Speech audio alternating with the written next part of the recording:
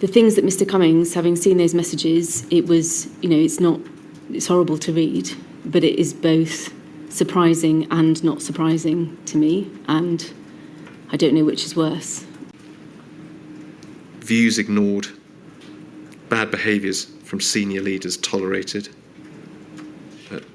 too many people behaving as if they've been parachuted in to save the day.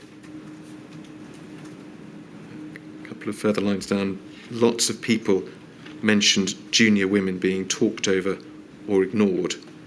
And then there's a footnote saying that some of the people who made that observation were themselves people who had been talking over junior women. I think it's the footnote that didn't make it into the final Did that not report. make it into the final draft? And then also this term, we need a modern culture of organised collaboration, not a superhero bun fight.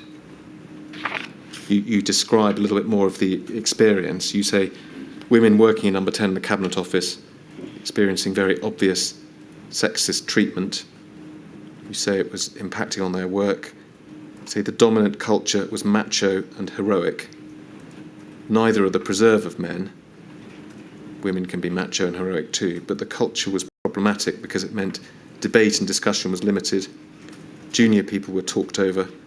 It felt that everything was contaminated by ego.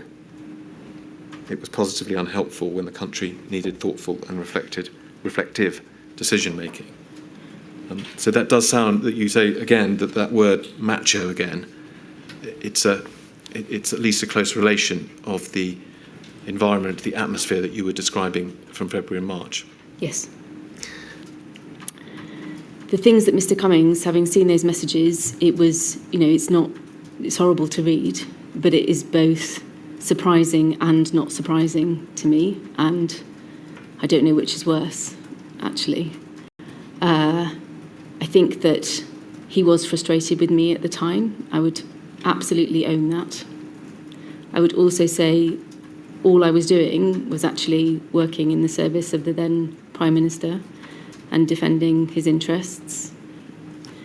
So, yes, surprising and not surprising. It wasn't a pleasant place to work. And I think it follows from what you say that those emails that we saw, in your view, absolutely are, if you like, evidence or a way in which we can gauge the type of toxic culture that you were and others were experiencing at the time. It is also revealing of exactly the wrong attitude to the civil service, if I may.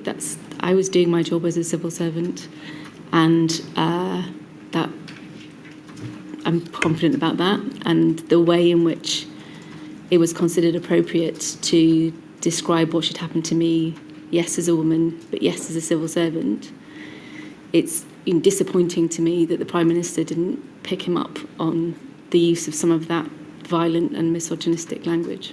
Well, that was going to be my next question, because Mr. Cummings has been asked about the messages that he sent. But of course, is the point you make, which is that we have seen that Mr. Johnson was a participant in not just that WhatsApp group, but plenty of others where this sort of language, that sort of abuse was used. And drawing on your experience in the Cabinet Office, what is your reaction to what appears to have been his failure to try and stop that sort of language, that sort of attitude prevailing? It's just miles away from what is right or proper or decent or what the country deserves.